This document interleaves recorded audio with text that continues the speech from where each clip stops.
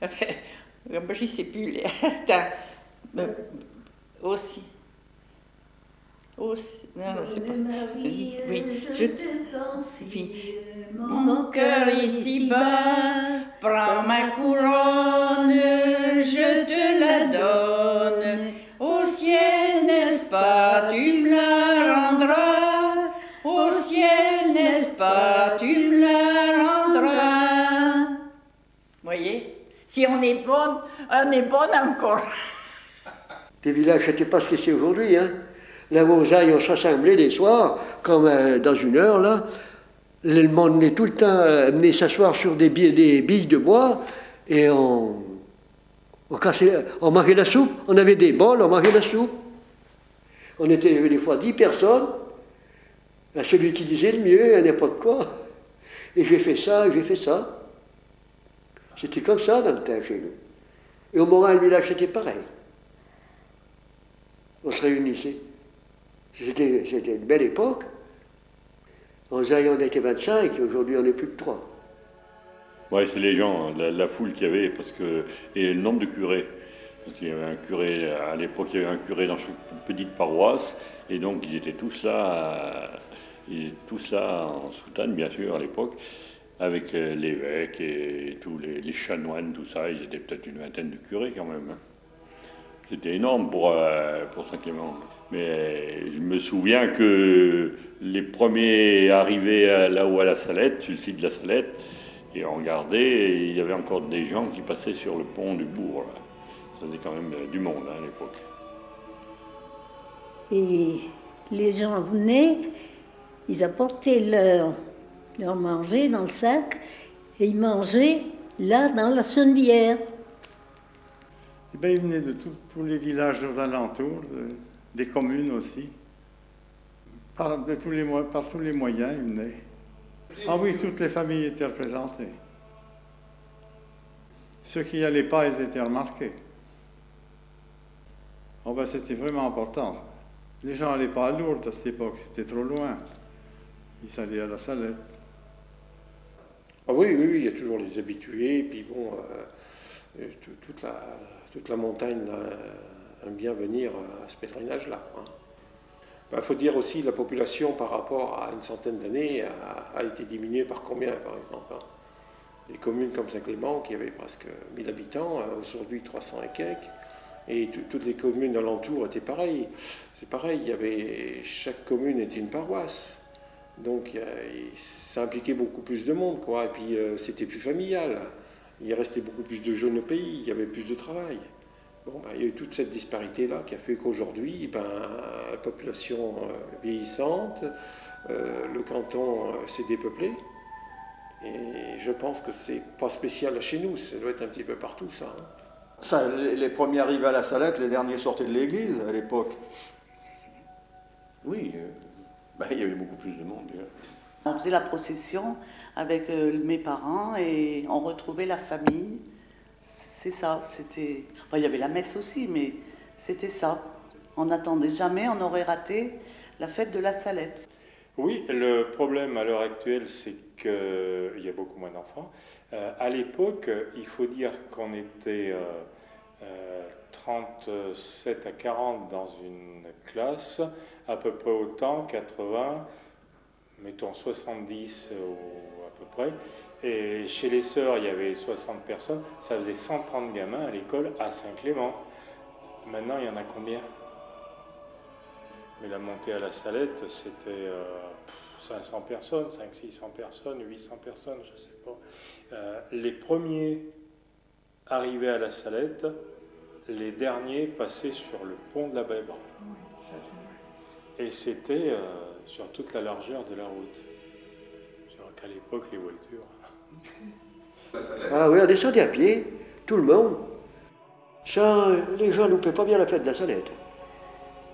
Il y avait mes grands-parents, j'avais mon oncle que je parle, il venait à la Salette. Ma tante de Fayot, on allait à la messe à la Salette. Ça, on est venu à la fête de la Salette. Oh oui, on partait, la Salette c'était à 3-4 heures, on partait à 2 heures de l'après-midi et puis on descendait. Mais il y avait du monde dans la région descendant. Il y avait les bicots s'étaient habités, Carton s'était habité. On causait avec les gens à passer. Hein. Il y a des jours qu'il y a eu de la pluie, je me dis, il fallait se mettre à l'abri sous les parapluies. Il y a des jours qu'on n'a pas eu chaud là-haut. Hein. C'est sûr. Hein. Mais on y était, on y restait.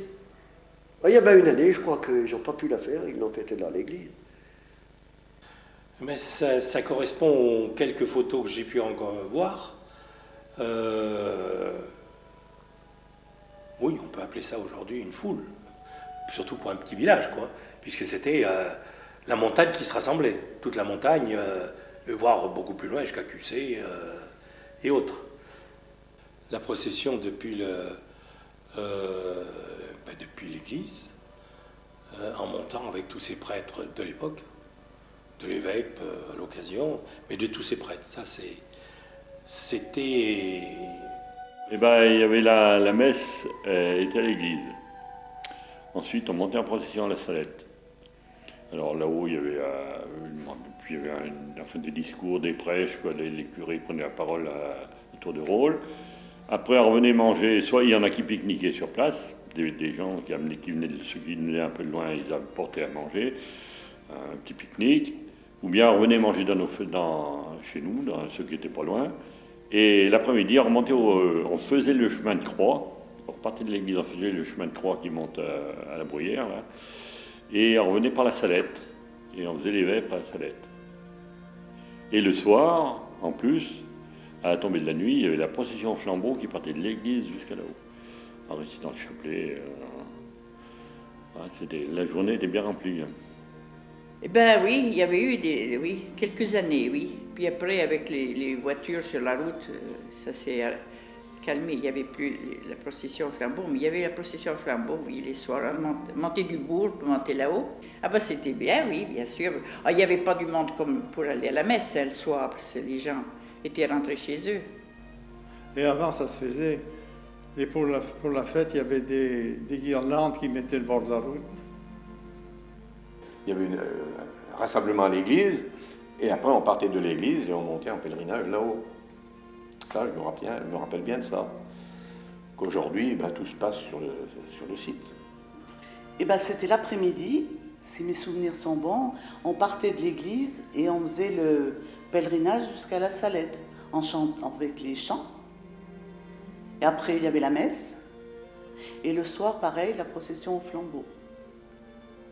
Qui démarrait de l'église et on montait tous là-haut avec nos flambeaux et en chantant. Ah il fallait se préparer, il faut se lever plus tôt parce qu'il y avait le travail à la ferme, puisque mes parents avaient une ferme, pour pouvoir être prêt à partir suffisamment tôt pour être à l'heure. Parce que là, on n'était pas en retard. Quand il y avait la messe le matin, parce que c'est arrivé, tous les prêtres ne pouvaient pas être là le matin, même s'il y en avait beaucoup plus qu'aujourd'hui. Donc la messe s'est décalée l'après-midi, où là tous les prêtres de la région venaient, et même de plus loin. La région, moi, c'est jusqu'à Vichy, voire plus loin. Hein. Ceux qui avaient certains moyens de transport. On invitait quand même des gens, des parents qui venaient des communes alentours. Je me rappelle, on avait des cousins à Ronne. Ce jour-là, le jour de la Salette, ils mangeaient à la maison. C'était pratiquement tous les ans. Il y a des fois de la famille qui mangeait, qui prenait le repas de midi, parce qu'à ce moment, il y avait la messe le matin, le jour du pèlerinage. Et puis il y avait la procession, tout ça. Alors il y a des fois de la famille qui mangeait ce jour. Ah oui, c'était une fête. C'était une fête, hein. C'était comme une fête, pas une fête patronale, mais c'était vraiment une fête de famille. Oui, les amis, tout ça, ça venait bien. Hein. Maintenant, ça revient un petit peu quand même. Après la messe, on se rejoignait à la maison pour boire un coup, boire le café avec les cousins. Et puis on voyait des gens pas souvent, qui venaient à cette fête et qu'on voyait tous les ans à cette fête. Oh non, on ne faisait pas la fête, mais on disait à tel jour on ira à la fête de la Salette.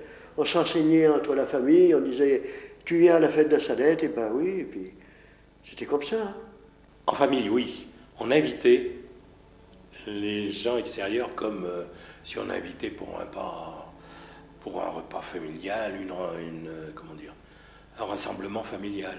Mais alors de loin, pas à l'époque, parce que 30 km, il y en a qui ne les faisaient pas en voiture, c'était à cheval ou pour certains même à pied. Alors ils ne faisaient pas 30 km à pied, hein, mais 10 km, ça c'est... Non, moi, ce qui me frappe, c'est, bon, comme sur la photo d'ailleurs, des bouts de choux avec le tenu par la main, soit pour le papa, soit par le grand-père. Ou les mamans, bon, bien entendu. Mais puisque dans les photos que j'ai pu voir, je retrouve le grand-père de ma femme, mes grands-parents, bien sûr, mon grand-père, puisque grand-mère plutôt, et puis des cousins, cousines et autres. Hein. Et quand on voit ces photos, on dit « Ah, ouais, en effet. » Eh bien, je ne me rappelais plus. Oui, c'était de la société, comment ils appelaient ça, la Strambe, Société de transport autonome de la montagne bourbonnaise, je crois. Oui, il y avait un car qui faisait le ramassage, oui.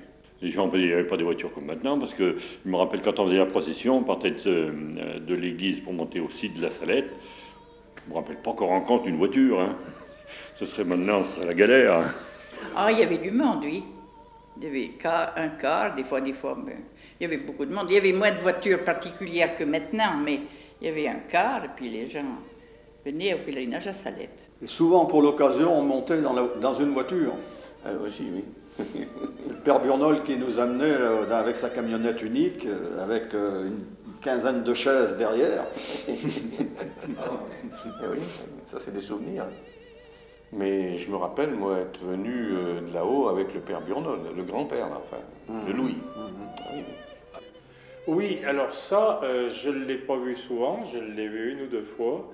Il y avait aussi le père Maziou qui descendait, le grand-père de Michel Rifort, qui descendait avec la charrette, enfin le cheval et le chariot, et où il y avait les gens qui étaient dedans aussi, avec ce qu'on appelait le collier. Il avait mis le collier à trotter, c'était tic tic tic tic tic pour aller, pour venir à la Salette. Il venait aussi à la messe tous les dimanches, il emmenait son épouse, et bon, on pouvait monter dedans. La première voiture qu'il y a eu aux Ailles, c'est mon oncle, que je te dis qu'à 78 ans, c'est les années 70. Ah oui, pas bien, hein. Et à Saint-Clément, on venait à la messe. Il fallait venir à la messe avant de faire la communion. Tous les dimanches, on venait à la messe à Saint-Clément à pied. Ça nous passait la grosse matinée. Hein. On arrivait à 1h de l'après-midi. C'était comme ça. Hein. Mais dans le temps, on prenait pour venir à la Salette ou pour s'en aller, il y avait M. Manuel, garage Manuel là-bas au bout. C'est la commune où il y avait le traiteur là-bas. C'était garage Manuel. Eh bien, on descendait à pied, et puis bien souvent pour remonter, on prenait M. Manuel pour remonter jusqu'au Morin, et monter pas aux Alpes. Oui, une frégate commerciale. Ah ben c'est souvent qu'ils faisaient la tournée au Morin. Alors on venait à la messe, et puis bien souvent on se réunissait deux, trois, de ce qu'on était, puis on disait, on va aller chez Manuel, et puis il va nous remonter. On le payait, hein. Ben, je dis, on partait les après-midi, on venait à la messe à la Salette, et puis on repartait le soir, quoi. On écoutait la messe, et puis on repartait, quoi. On ne restait pas, on rentrait avant la nuit. Hein. Une grosse heure, 1 heure et quart.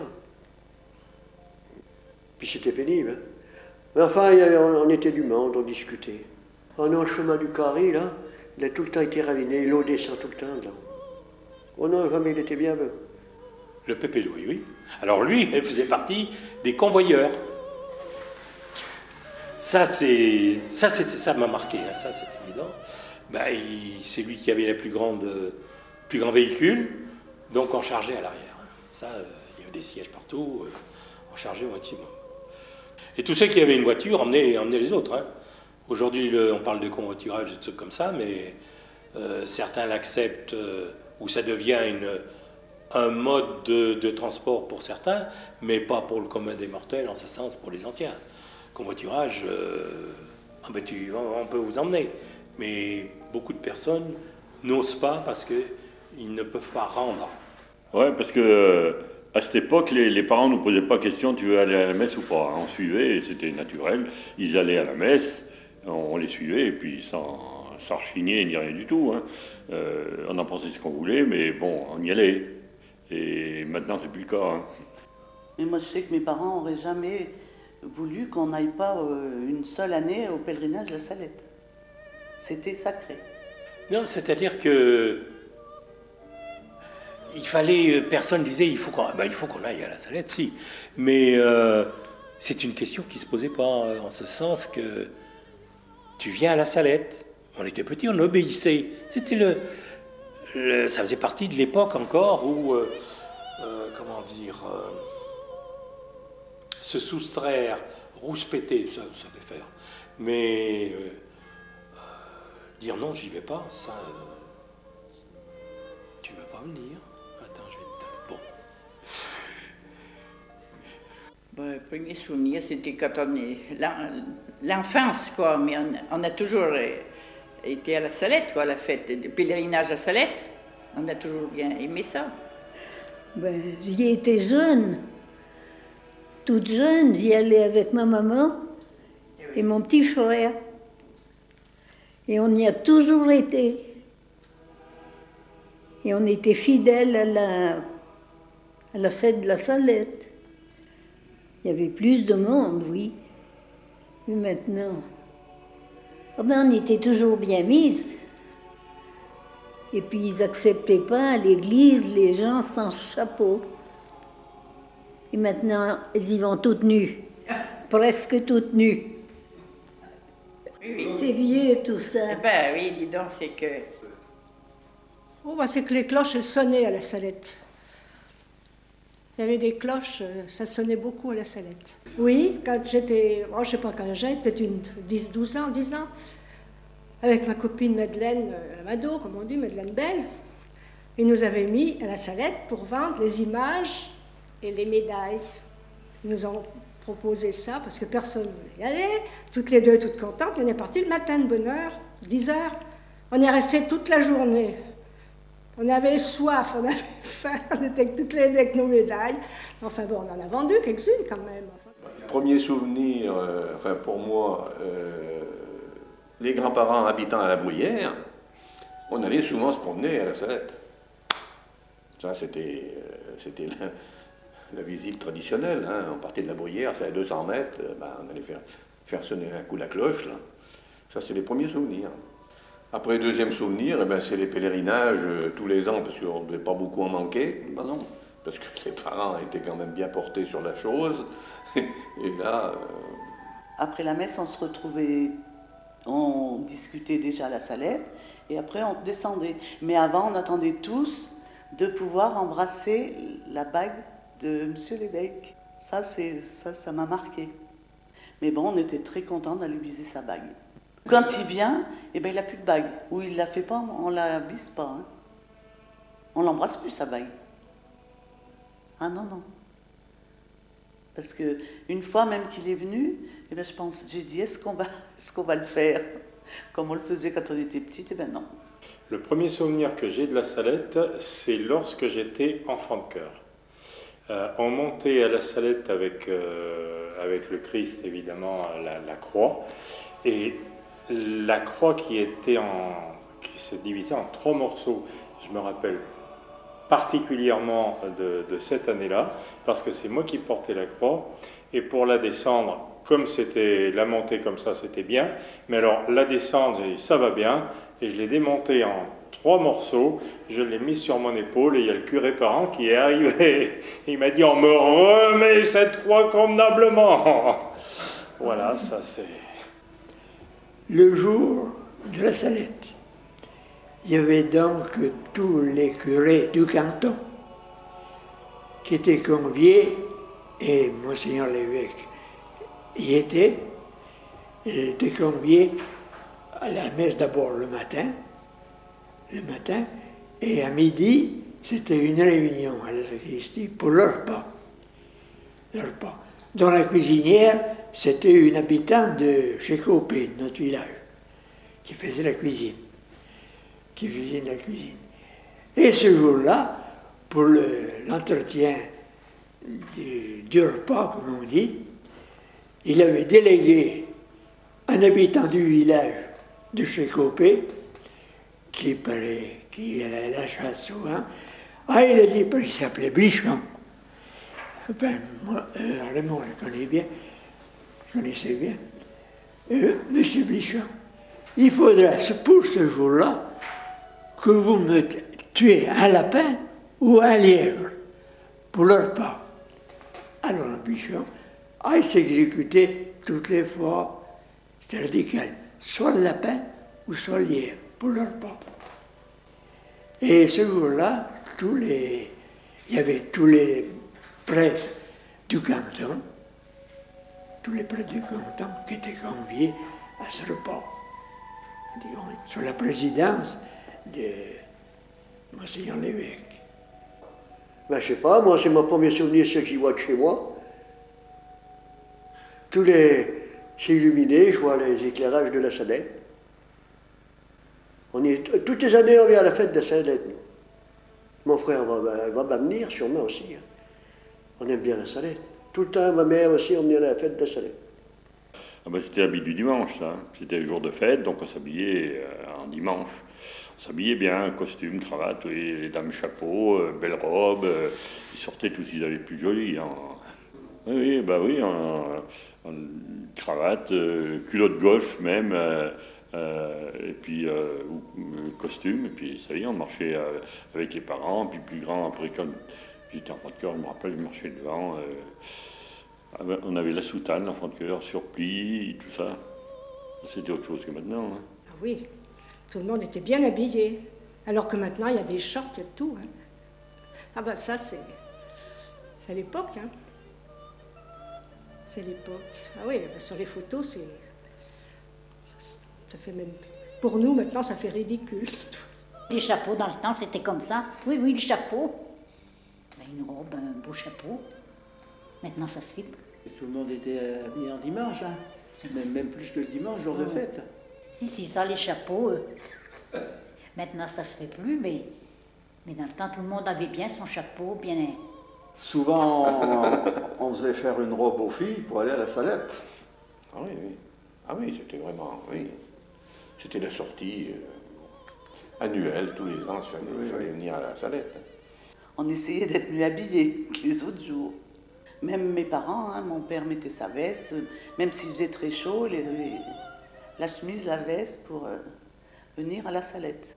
Ah oui, tu allais pas à la fête de la Salette comme je suis habillé maintenant. Hein. C'était...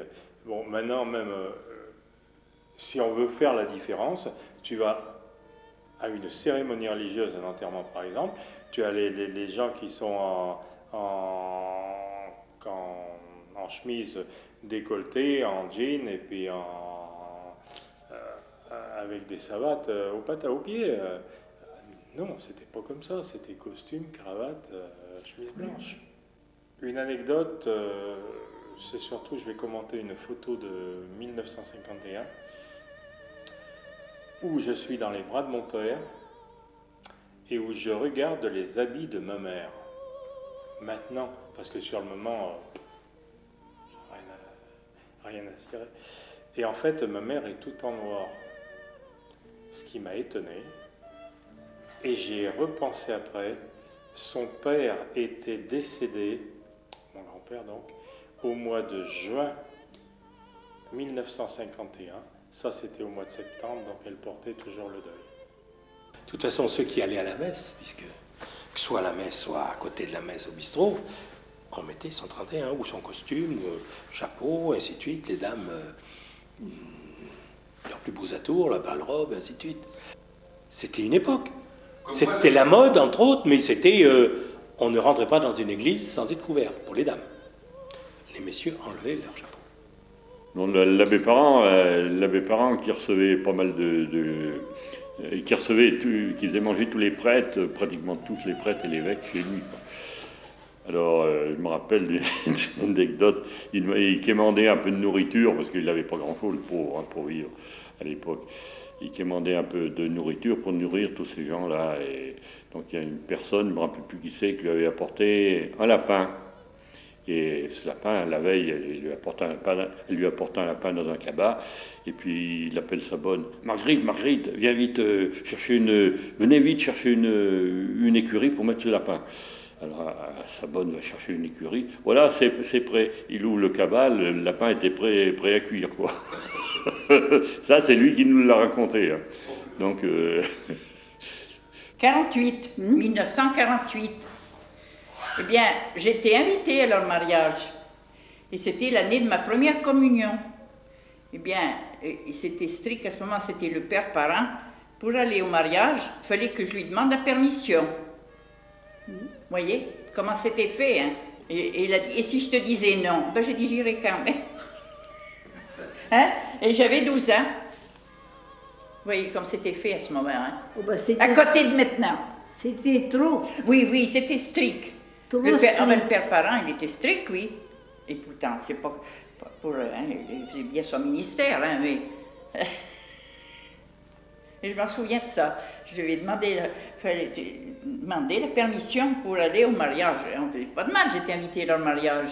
Puis il y a 12 ans, vous savez... Mais c'était comme ça. Hein. Non, il était... Ben, c'était comme ça. Et puis on n'y trouvait même pas trop. Que ce soit curé parent ou un autre. Hein. Puis les gens, ils donnaient à cette époque. Hein. Oui. Puis tout le monde avait des volailles, tout le bazar. Quoi. C'est ben là que Jean Biondat, le curé parent allait réclamer... Jean Biondat, il n'était pas croyant. Et il donnait un gigot au curé pour payer le denier du culte. Alors, dans le temps, il y avait 4-5 chanoines, 3-4 vicaires, un évêque. Il fallait un gigot pour 20 personnes. Mais à la fin, il n'y avait plus que 2 curés. Alors, Jean Biondat disait, gigot, toujours pareil. Alors oui, fallait toujours un gros gigot. C'est pas toi qui m'y raconté, ça, non? Non, t'en rappelles pas? Non. Ah non, ça me parle pas, ça non plus. Non, mais... Oui, tu peux toujours noter, ça fait rien, même si c'est pas franc vrai. Oui, il avait été trépané déjà de la guerre de 14. Il avait eu il était mutilé de guerre de la guerre de 14, et il avait une moto. Il n'avait pas de permis, il n'avait pas de voiture, et il avait simplement cette moto. Et un jour, ma grand-mère revenait à la messe. Et lui, il fallait qu'il dise la messe. Il était sur la moto, il n'arrivait plus à l'arrêter. Alors il tournait autour de l'église, il montait tourner dans la carrière de la Salette, il redescendait, il dit, de toute façon, quand il n'y aura plus d'essence, elle va s'arrêter. Et il a dit bonjour 6 fois à ma grand-mère. J'avais tourné l'église plusieurs fois, pas moyen de l'arrêter. Comment faire? Jusqu'à épuisement du stock d'essence pour le faire marcher. Les gens, ils sortaient à la porte, ils s'arrêteraient donc pas. Eh ben non, il faut continuer. C'est lui qui m'a fait faire la communion. Oh, j'en m'en souviens. Oui, oh, ben, le père parrain, hein, il était autoritaire. Hein. Fallait pas y visser, hein. C'était pas les curés de maintenant. Il est bas. Il s'était cassé un bras. Il avait eu du mal. Hein. Et ben, c'est un portant secours à un bonhomme, à la Chabanne, un bonhomme qui a brûlé. Il avait mis le feu dans des fougères. Un bonhomme qui a tombé dans le feu. Et c'est en allant lui donner l'extrême onction, il a tombé de moto dans les plans rivières, le père parrain. Il a eu du mal, hein. Il est venu vieux, hein. Bon, ben, je ne me rappelle pas du père parrain. Il était sévère. Oh, mais il en avait là en stock lui aussi, hein. Il a ramassé, hein. Sa bonne, c'était la Marguerite. Je crois bien qu'elle était sortie de la Chabanne.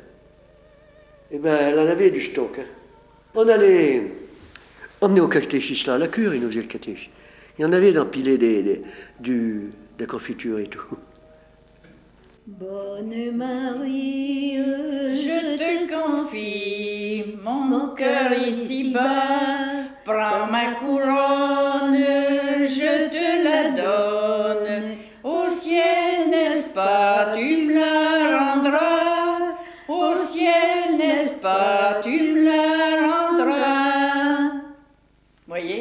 Si on est bonne encore. Mais il y avait tous les gens, même ceux qui venaient pas souvent à la messe, ce jour-là, ils allaient à la fête de la Salette. Parce qu'on en voit sur les photos qui ne sont pas forcément croyants, mais ce jour-là, ils étaient à la Salette. Les dimanches, on allait se promener à la Salette, entre filles. J'avais ma cousine en face. Notre promenade, c'était à la Salette. On sonnait la cloche, et voilà, on faisait une petite prière, et puis voilà. C'était la promenade du dimanche, après-midi. Oui, on n'était pas nombreuses. Dans l'école publique, on était 2. J'étais la première sur les 2. Enfin, je me trouvais l'avant-dernière, parce que quand on était en groupe, c'était d'abord les élèves de l'école libre, puis les laïcs après. C'était peut-être pour un anniversaire de quelque chose, de Salette, je ne me rappelle pas. On avait fait beaucoup de petites fleurs en papier. Mais là, tout le monde y avait participé, on faisait des petites fleurs. Et on avait garni de l'église jusqu'à la Salette, on avait garni des petits sapins tout le long. Et c'était drôlement joli. On avait fait des roses blanches et des roses roses, tout du long jusqu'à la Salette. Mais ça, je ne sais pas en quelle année c'était. Il y en a qui doivent s'en rappeler, parce que moi, je n'ai pas de mémoire. Enfin bon. Mais ça, c'était très joli. Ça, c'est sûr, tout le monde attendait le pèlerinage, tout le monde était pour la Salette. C'était quelque chose qui avait de la valeur à Saint-Clément.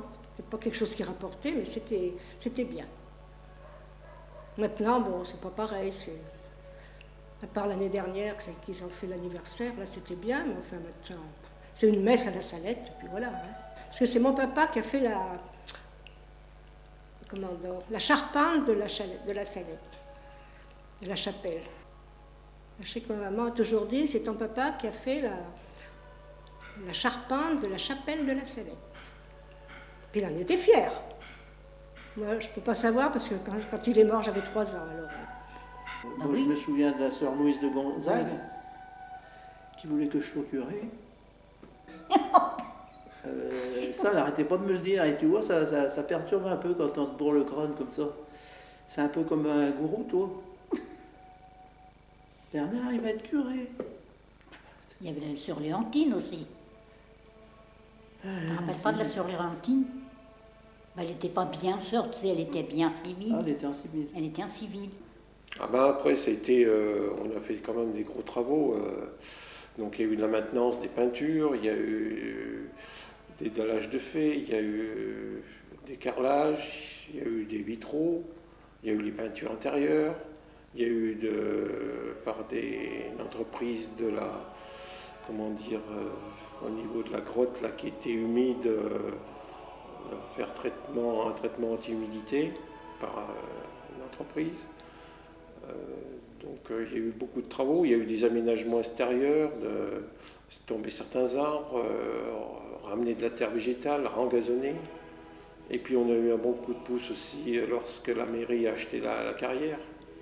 La carrière, un terrain qui était à l'approche aussi de la chapelle, quoi, qui était un privé. Donc ils ont acheté ça, ça nous a permis d'avoir un parking. Après on a créé le parking du haut avec notre chemin d'accès. Et donc ça a facilité les choses amplement, quoi. Après, bon, on avait l'entretien courant chaque année. Bon, ben, c'était le fleurissement, c'était les espaces verts qu'il fallait entretenir, quoi.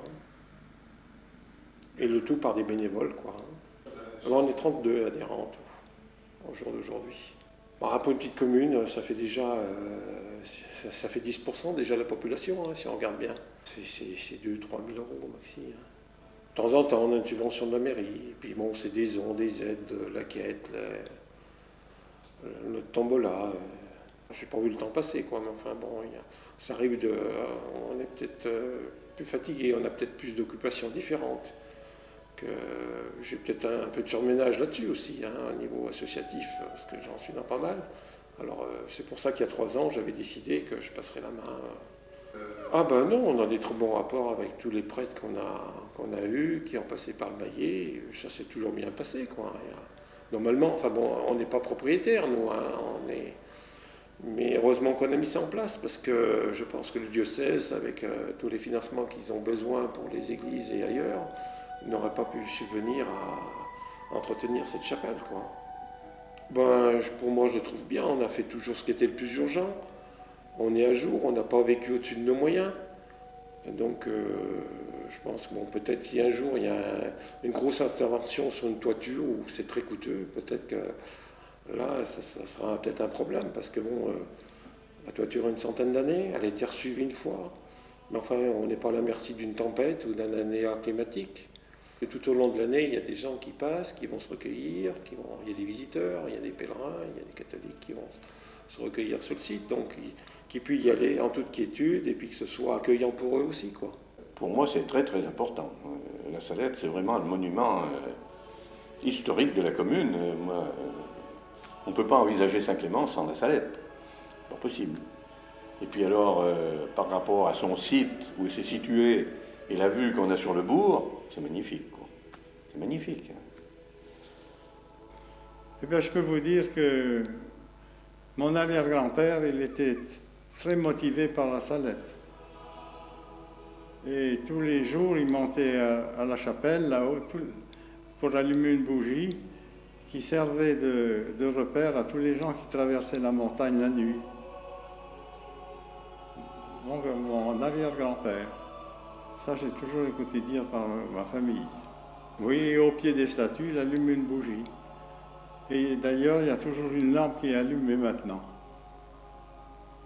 Et moi, je me rappelle toujours donc mon ancien patron, donc le père à Suzanne, hein, M. Chabrol. Pour lui, la Salette, c'était un endroit emblématique de la commune et de même, voire de la région. Et je me rappelle, on allait y travailler parce qu'il faisait l'entretien de ce qu'il y avait électrique. Donc il y avait cette petite lampe rouge et il fallait que cette petite lampe rouge brille toutes les nuits sur le site de la Salette. Donc on avait installé, c'était dans les années 60, quand les premiers minuteurs, les premières pendules arrivaient là avec les mêmes... on appelle ça les lumandards, hein, qui marchent avec le jour et la nuit. Donc il fallait absolument que cette lumière marche. On avait installé ça dans où il y a la cloche, là. Hein. Et il faisait l'entretien, il s'assurait bien que ça marche continuellement. J'avais bien dit que je continuerais son œuvre, que je continuerais d'y entretenir. Bon, c'est vrai qu'on a fait des travaux, notamment avec Michel Fradin. Bon, Michel, ça remonte à 30 ans. Hein. On avait fait la croix là, avec les néons, c'est moi qui y avais installé. On avait refait un peu l'installation aussi à l'intérieur. Et à l'époque, la lampe marchait toujours. Mais depuis qu'ils ont mis, depuis que le SDE a installé les projecteurs, et ben, comme c'est éclairé une partie de la nuit, et ben, la cellule, ça ne marche plus, quoi. Mais ça pourrait marcher quand ça s'éteint, à partir de minuit. Je crois que c'est à partir de 11h ou de minuit que ça s'éteint. Je m'étais dit, quand Chabrol fera plus ça, ben, ce serait bien que je continue d'entretenir au moins cette petite lampe rouge, parce qu'on la voit de très loin, hein, la nuit. On la voit de très loin, tu descends de Saint-Nicolas, tu descends de la Chabanne, tu vois la petite lampe rouge de la Salette. Donc la petite lampe rouge, elle a été installée dans ce but de guider les gens hein, qui venaient de tout azimut. Hein. La Salette, c'est la fête principale locale consacrée à Marie. Même si elle est le 15 août, même si elle a d'autres fêtes, bien entendu, c'est celle qui reste visible pour un certain nombre de personnes et nombre de personnes de ceux qui reviennent et qui sont partis à 50 ans. Qui reviennent ce jour-là particulièrement pour la Salette, parce que c'est la Salette, c'est des souvenirs, c'est pas forcément, comment dire, pour eux, parce qu'il y a la messe et ainsi de suite, ça en fait partie. C'est un tout. En ce sens que ce qu'on a laissé à une époque, à un endroit déterminé, on revient pour des souvenirs, pour retrouver des personnes, pour retrouver une ambiance, pour retrouver un cadre, un paysage. La Salette, c'est encore vivant, dans la mesure où c'est très bien entretenu. Il y a une association qui s'en occupe vraiment remarquablement. Et ça surprend beaucoup de gens qui passent, qui n'ont rien à voir, qui ne connaissaient pas. Pour moi, quand je vais à la Salette, il y a des statues donc, qui représentent, mais pour moi, il y a une présence. Une présence de la Vierge sur ces sites.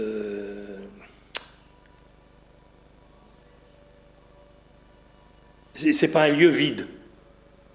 C'est pas les statues, c'est une chose qui meuble, c'est vrai, mais il y a quelqu'un qui, enfin quelqu'un, oui, une présence qui anime tout ça. Je parlerai de la tante Yvonne. Elle travaillait à la gare. Son mari est décédé assez jeune et après elle faisait les ménages à la gare. Elle était à l'origine de la société. Oh ben ça se faisait comme ça. C'était Mme Mizoul qui récoltait des fonds et puis qui avait un petit fonds de caisse et qui finançait l'urgence des travaux, quoi. Après, bon, pour se mettre en règle et puis d'avoir peut-être plus de fonds, on a créé donc cette association. Et elle était une fervente protectrice de cette chapelle. Alors elle remuait toute la commune, même au-delà, pour vendre ses enveloppes, récolter des fonds et puis faire les travaux, trouver du personnel pour aider, pour nettoyer.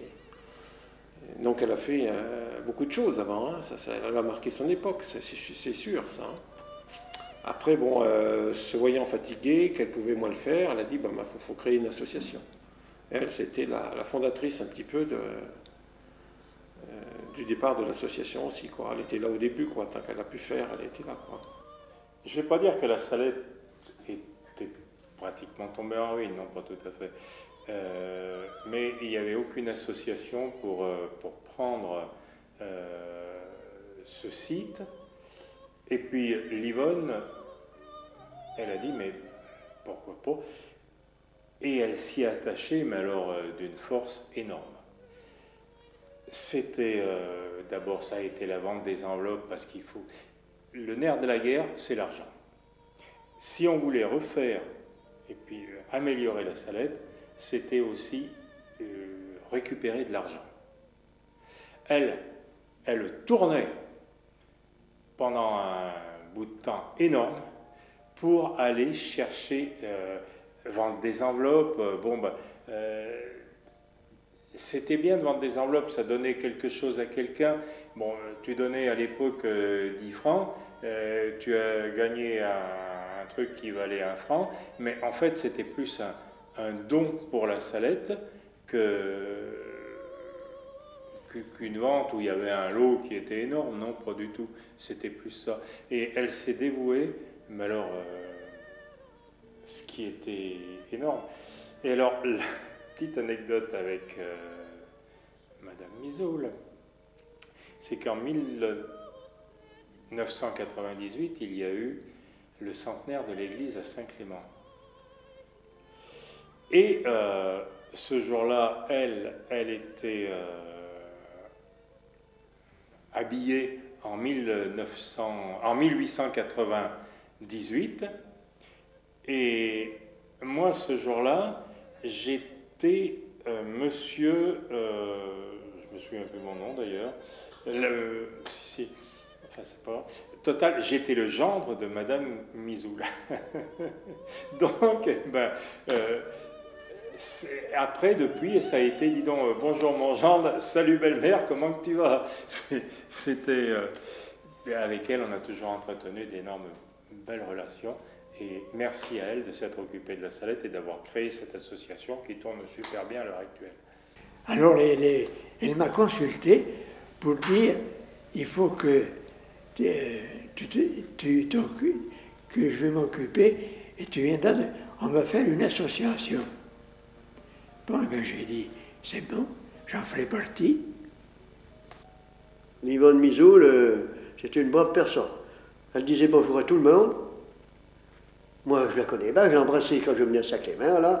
Je me rappelle bien, elle était venue encore au club du 3e âge, j'y venais de temps en temps. Yvonne Mizoul, c'était une brave personne. Mais redonner une vie aussi de la Salette, oui, ça c'est tout à fait exact. De la même façon qu'elle a travaillé énormément pour Lourdes ou d'autres choses, mais particulièrement la Salette. Hein. Si la Salette Il y a une association qui s'est créée, que le site a été, comment dire, entièrement revu, corrigé, refait, peint, tout ce qu'on veut, et qui l'a entretenu, c'est grâce à elle. Et elle l'a fait pratiquement toute seule pendant des années. Il y avait toujours quelqu'un pour lui donner un coup de main, mais il n'y avait pas d'association, donc pas plusieurs personnes qui disaient, elle disait, c'est elle qui disait, ben, il faudrait qu'on fasse ça, bon, ben, ok, on y va.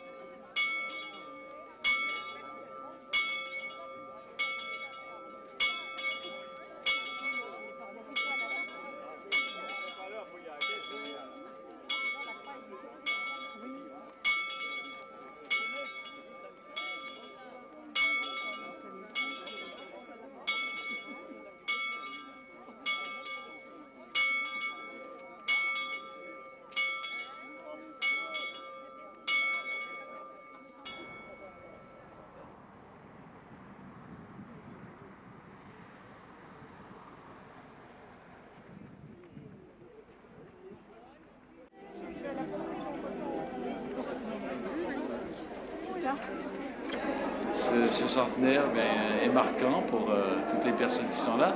Alors c'est vrai que nous avons tous déjà un certain âge, mais j'ai vu qu'il y avait quand même un certain nombre de jeunes qui auront été marqués aussi sans doute par ce temps de rassemblement et ce temps de foi en même temps. Alors qu'est-ce qu'ils en auront compris? On ne sait pas pour le moment, mais quand on regarde les photos qui sont exposées, on voit qu'il y a déjà 60 ans, il y avait beaucoup de ces gens qui sont là, qui étaient déjà là, et c'est parce qu'ils ont vécu ça jeunes qu'ils ont continué. Je crois que les gens ont une certaine ferveur. Alors c'est vrai, comme on le soulignait tout à l'heure, la montagne s'est dépeuplée, hein, déjà, mais en même temps, c'est vrai qu'autrefois, participer à une religion, c'était quelque chose de traditionnel, de familial. C'est une façon de s'intégrer socialement. Et ceux qui ne pratiquaient pas, ils étaient un peu mis au banc de la société. Aujourd'hui, adhérer à la foi, c'est un acte complètement libre. Et je crois que ceux qui adhèrent aujourd'hui le font sans doute avec plus de motivation que ça ne l'était autrefois. Parce que autrefois on était encadré. Aujourd'hui, où le cadre est beaucoup moins fort, continuer d'adhérer, je crois que ça relève d'une volonté, ça relève d'un engagement personnel. Et c'est pas automatique. Célébration, il ne s'agit pas pour nous de venir nous mettre en règle avec Dieu. Ce soir, au contraire, nous reconnaissons l'amour que nous recevons de lui. Votre présence ici, par les dons que vous avez pu faire, continuez à témoigner de cette belle dame qui est venue rejoindre deux petits paysans sur la montagne. Merci de nous avoir fait signe, parce que je vous avertis que ça nous redonne du punch pour là-haut aussi. Ça nous donne du courage pour continuer d'être de ceux qui font passer la grande nouvelle. Et vous en êtes, vous. Merci pour votre dimension missionnaire. Vous participez, vous collaborez.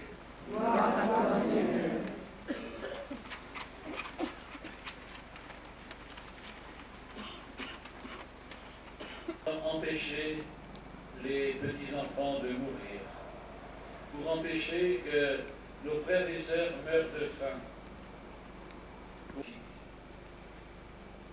Mais à quoi sert le progrès s'il n'est pas piloté par une autre logique que celle du profit? À quoi sert le progrès s'il n'est pas piloté par notre amour, celui que nous mettons en œuvre. Tu es béni, Dieu de l'univers, toi qui nous donnes ce vin, fruit de la vigne et du travail des hommes. Nous te le présentons. Il deviendra le vin du royaume éternel. Béni soit Dieu maintenant et toujours. Nous te rendons grâce pour Jésus, ton Fils, venu dans notre monde en ton nom. Il est la parole qui sauve les hommes. Il est la main que tu tends aux pécheurs. Il est le chemin par où nous arrive la véritable paix. Alors que nous étions loin de toi, Dieu notre Père, c'est par lui que tu nous as fait revenir. C'est lui, ton propre Fils, qui était livré au pouvoir des... Prenez et mangez-en tous. Ceci est mon corps livré pour vous.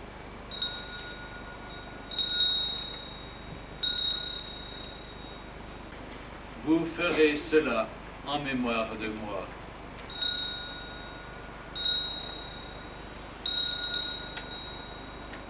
En marchant vers toi, Seigneur, notre cœur est plein de joie.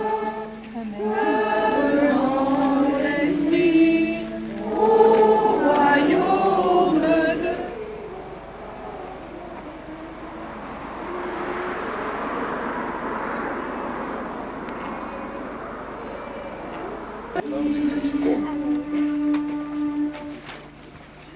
Jésus te bénit parce qu'il t'aime. Jésus te bénit parce qu'il t'aime. Jésus, le corps du Christ.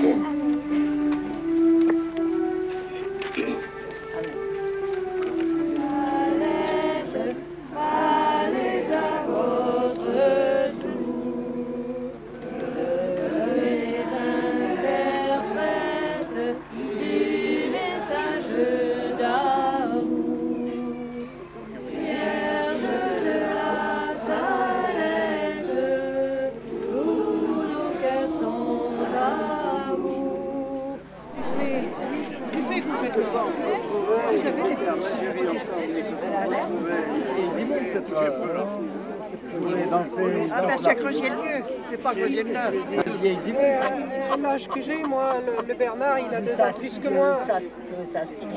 Mais tu vois la ressemblance comme quoi ça trompe. Hein. Ah ouais. Voilà, dis donc, c'est pas la... L'Henriette. L'Henriette, hein. Ben, je sais.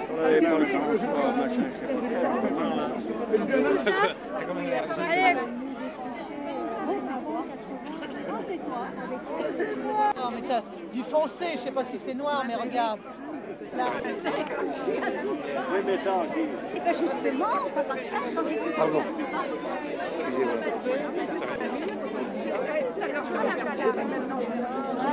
Non, il n'y en a pas, mais je peux le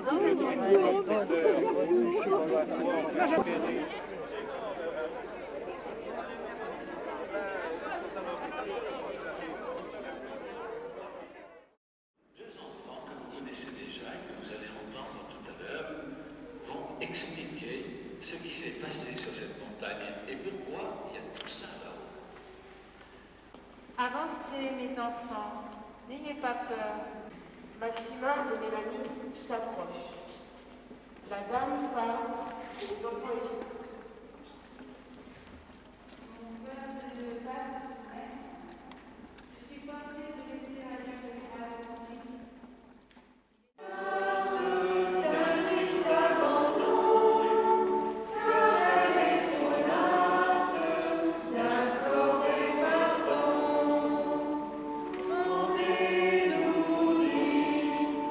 Vierge sage de publier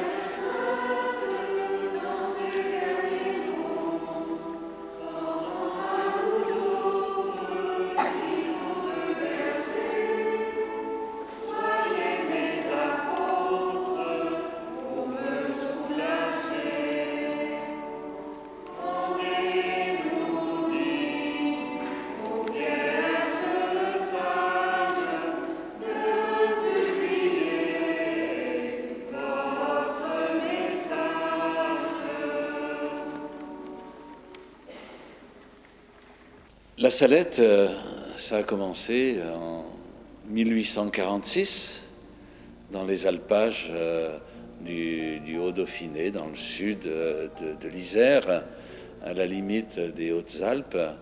Donc 2 enfants vont être témoins d'un événement qui va les marquer et puis marquer toute la région et beaucoup plus largement. Le 19 septembre 1846, donc 2 enfants qui se connaissaient à peine, se retrouvent ensemble sur la montagne à garder les vaches de leurs maîtres respectifs. Ils s'endorment après leur frugal pique-nique, puis, se réveillant, ils ne trouvent plus leurs vaches. Ils s'inquiètent, ils vont les chercher, ils gravissent la pente et voient leurs vaches qui étaient en train de ce qu'on appelle chômer, c'est-à-dire elles s'étaient couchées en train de ruminer au soleil. Ils reviennent à l'emplacement qu'ils viennent de quitter et ils voient au fond du vallon une grande clarté. Mélanie dira, on aurait dit le soleil qui était tombé dans le vallon, hein, et une clarté qui les effraie. Et de cette clarté, ils vont voir émerger la silhouette de celle qu'ils vont appeler la belle dame. La belle dame, pourquoi? D'abord, elle est habillée en paysanne, en costume traditionnel de Loisan à l'époque, hein, donc au milieu du 19e siècle. Et cette paysanne, il l'appelle la belle dame parce qu'elle est toute de lumière. Elle est dans un globe de lumière, dans un halo de lumière, hein, et qui les éblouit. Mais cette belle dame va les rassurer en leur disant « Avancez mes enfants, n'ayez pas peur, je suis ici pour vous conter une grande nouvelle. » Cette dame qui était assise sur la pierre où les enfants avaient eux-mêmes pique-niqué, quand ils l'ont vue la tête entre les mains en train de pleurer, hein, comme effondrée. Elle portait des chaînes sur les épaules en même temps qu'une couronne de roses, etc. Et cette belle dame donc leur dit de ne pas avoir peur. Et donc elle se lève, les enfants osent s'approcher d'elle, si près d'elle d'ailleurs que nul n'aurait pu passer entre elle et eux pendant qu'elle divise avec eux. Le cœur de la grande nouvelle, bon, elle pleure toujours, hein, abondamment, et ses larmes tombent dans la lumière. Elle pleure, mais en même temps, elle leur donne un message d'espérance. S'ils se convertissent, les pierres et les rochers seront changés en monceaux de blé. Donc, si son peuple change de comportement, hein, si le peuple de Dieu change de comportement, alors tout peut arriver, tout devient possible. En effet, ce qui fait pleurer la belle dame, c'est le comportement du peuple de Dieu qui oublie ou qui rejette celui qui lui donne vie. Un peuple de Dieu aussi qui souffre de la famine, de la mort des petits-enfants, et tout cela, non pas comme punition de Dieu, mais comme conséquence directe du comportement des hommes. Et ce dont se plaint la belle dame aujourd'hui, en 1846, elle pourrait s'en plaindre encore davantage aujourd'hui. Nous possédons tous les moyens de faire vivre l'humanité, et cette humanité est en grande partie plongée dans la détresse des famines, de la malnutrition, de la pauvreté et surtout de la guerre et de la haine. La Salette du Dauphiné et la Salette du Bourbonnais, de Saint-Clément, il y a un lien parce que un prêtre de la paroisse avait connu la Salette et il avait fait un vœu, hein, il avait demandé un signe de la belle dame qui a été exaucé. Et de là, il a décidé de construire un lieu de pèlerinage ici à Saint-Clément. Je me dis, la Salette, c'est pas simplement un lieu culte dans le Dauphiné. C'est vrai que la belle dame a dit aux enfants, au terme de sa conversation avec eux, « Allons, mes enfants, faites le bien passer à tout mon peuple. » Et je crois que c'est bien passé.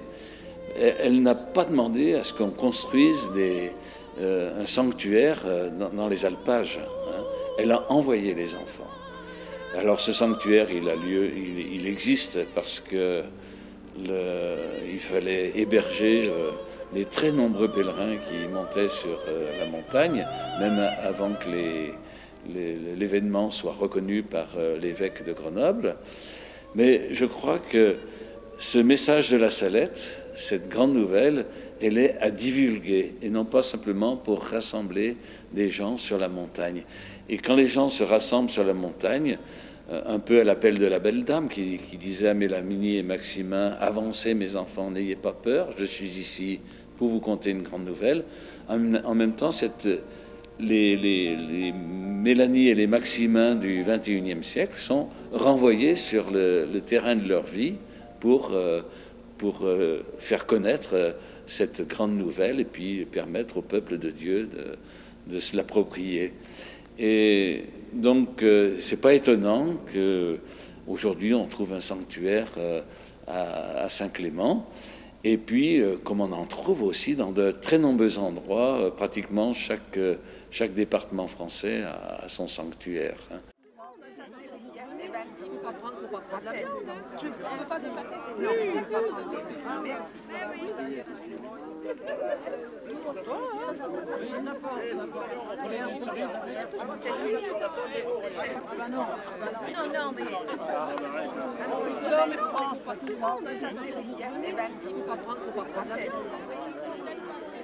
Alors aujourd'hui, nous fêtons le 150e anniversaire de l'apparition de la Vierge de la Salette.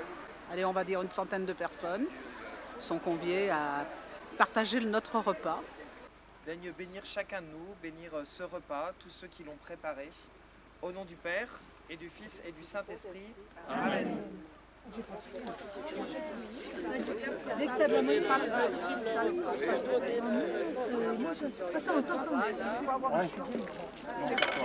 Aujourd'hui, c'est une tradition.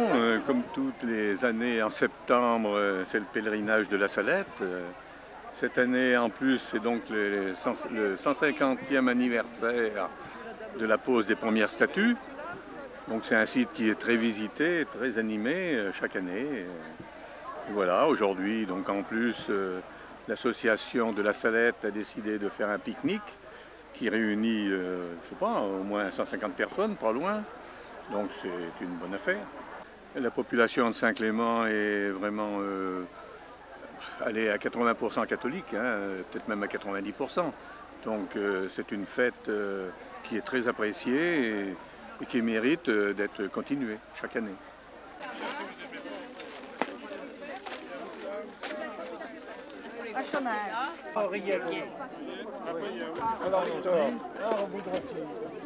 On le connaît, il est pénible. Et ben, il est venu à la maison peut-être 2-3 jours après. Bon, là, après, au fil des années, les uns à part. Ça, c'est les vannes, il ne faut pas prendre la viande. Tu ne veux pas de pâté? Non. Voilà, c'est ce qu'on dit. Oui, mais il y en a des fois, il est chaud.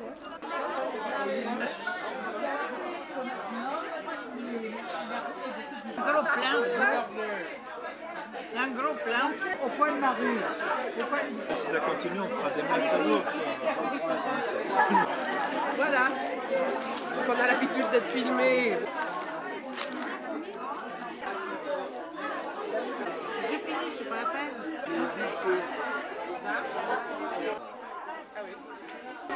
Moi, ce qui me réjouit déjà, c'est de voir qu'il y a un événement de piété populaire autour de cette fête qui a permis de fédérer à la fois les gens de Saint-Clément, mais même au-delà.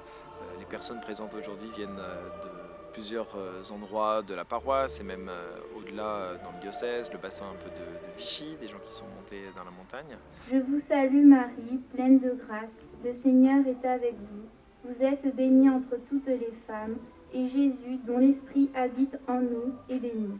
Sainte Marie, Mère de Dieu, priez pour nous. De voir que ça a permis de mobiliser les uns et les autres pour aménager le site qui est absolument splendide. Il y a des fleurs partout, ça a été engazonné, les statues ont été repeintes et ça donne, je crois, une dimension forte à cette fête qui est à la fois la fête des gens de Saint-Clément, suite aux vœux de l'ancien curé, la construction des statues, l'arrivée des statues, la construction de la chapelle, et puis au-delà. Et pour notre très grande paroisse Notre-Dame de l'Alliance qui a 38 relais, donc 38 communes, un peu plus de clochers parce qu'il y a des endroits où il y a plusieurs églises, mais sur nos 38 communes, c'est aussi l'occasion de montrer que finalement c'est les chrétiens qui se mobilisent et qui permettent à la fois de donner vie, de faire perdurer ces événements, ces pèlerinages, et je crois que c'est quelque chose de très positif. Je crois qu'on a besoin aussi de temps forts dans notre vie de foi, et qu'arriver à s'appuyer sur des événements certes anciens, mais qui aujourd'hui continuent à trouver leur actualité, eh bien, je crois que ça motive les chrétiens et ça permet de donner une dimension vivante à la foi. La foi, c'est pas se souvenir de ce qui s'est passé il y a longtemps, mais c'est comprendre aujourd'hui comment on peut être touché par soit le message de la Salette, soit plus globalement aussi le message de l'Évangile. Je crois que c'est difficile un peu d'imaginer l'avenir, en tout cas comment est-ce que Saint-Clément et les environs vivront dans 50 ans, quel sera le type de ruralité. Mais en tout cas, moi je pense qu'on voit l'attachement des gens à ce lieu. Il y a quelques enfants qui sont là, quelques plus jeunes familles, et j'ose croire que dans 50 ans, c'est eux qui auront pris la suite. Moi, dans 50 ans, en tout cas, mon âge me permet de dire que je ne serai plus là.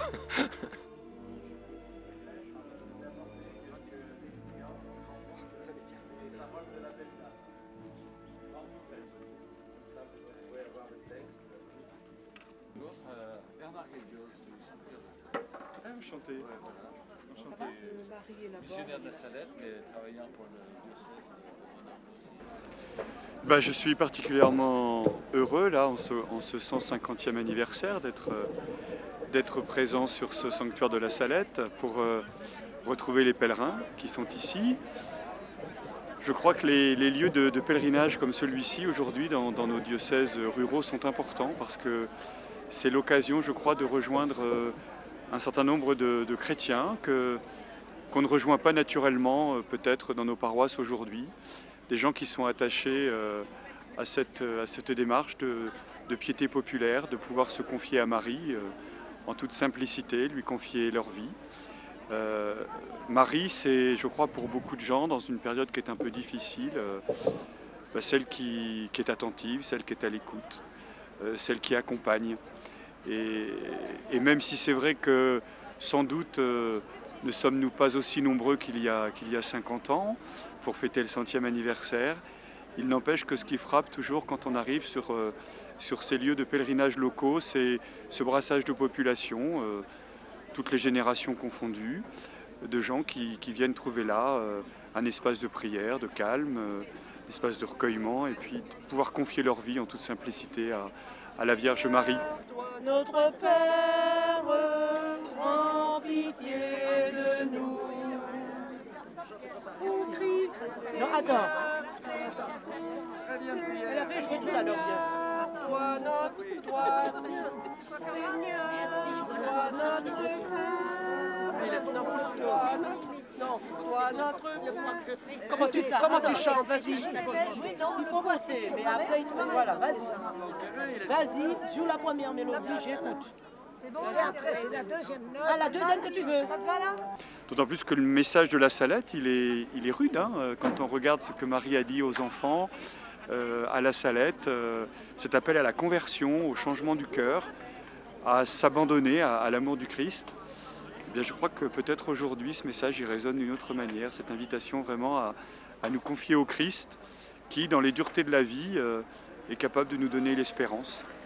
Et donc, c'est vraiment avec beaucoup de joie que je suis là pour célébrer cette messe du 150e anniversaire.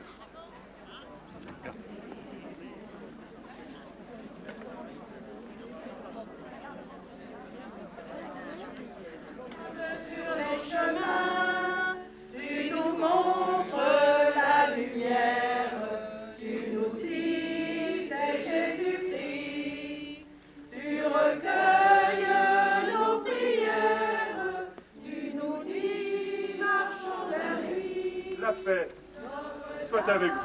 Et avec votre esprit. Et nous nous préparons à vivre cette Eucharistie, à écouter le livre de la parole, à écouter ce Dieu qui est parole, à partager le pain de vie, en demandant au Seigneur pardon pour nos péchés, pardon pour ce mal qui trop souvent nous fait chuter sur le chemin de la sainteté. Oui, demandons maintenant au Seigneur de nous donner son pardon, de nous manifester sa miséricorde. Seigneur, toi notre Père, prends pitié de nous. Ô Christ, toi notre frère, prends pitié de nous.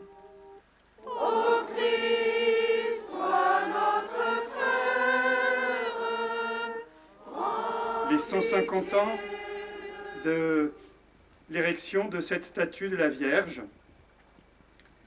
par le père Blétry, curé de Saint-Clément, chanoine de la cathédrale de Moulins, qui, à la Salette, avait reçu une grâce particulière de Marie et qui a souhaité mettre sa paroisse sous le regard de Marie. La première phrase que Marie adresse à Maxima et à Mélanie, le 19 septembre 1846, à la Salette, c'est un message d'espérance. Elle leur dit « Avancez mes enfants, n'ayez pas peur. Je suis ici pour vous conter une grande nouvelle. » Eh bien, nous sommes là rassemblés cet après-midi. Nous sommes invités par Marie à avancer pour l'écouter nous conter une grande nouvelle qui n'est autre que la grande nouvelle que Jésus, son Fils, est venu apporter à l'humanité. Il est Dieu fait homme, il s'est fait l'un de nous, il est venu marcher avec nous et nous invite à changer notre cœur pour l'accorder au sien. Jésus, fils de Marie, nous te prions.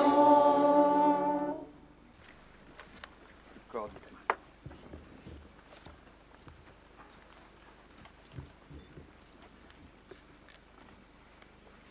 Corps du Christ.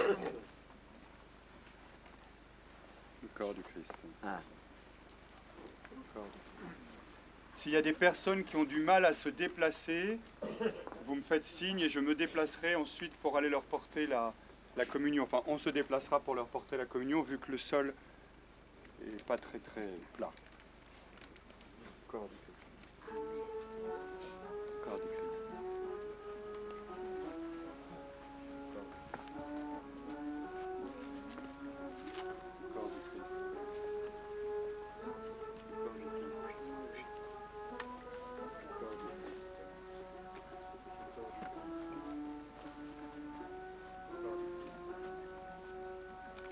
Je vous ai choisi, je vous ai établi.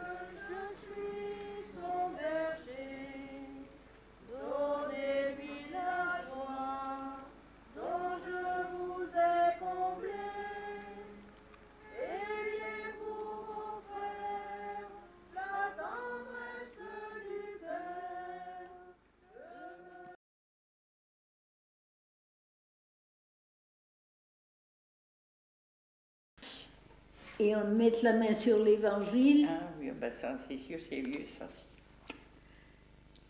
Ok, on fait la petite chanson? Ah ben. Allez-y. Bonne Marie, je te confie mon cœur ici-bas. Prends ma couronne, je te la donne. Au ciel, n'est-ce pas, tu me la rendras. Au ciel, n'est-ce pas, tu me la rendras. Voyez, si on est bonne encore. Il ne faut pas nous faire voir ça au film. Père Pavin. Mais enfin, eh ben, vous nous avez demandé des questions, alors si vous nous faites passer ça, il y en a toujours bien qui vont se moquer de moi. Ils vont dire voilà. De toi et de moi, pareil. Ah, t'es plus jeune. Oh, oui, eh oui, bien sûr, je suis bien plus jeune. Il y en a bien des plus jeunes qui vont parler, qui sauront mieux dire que nous des choses.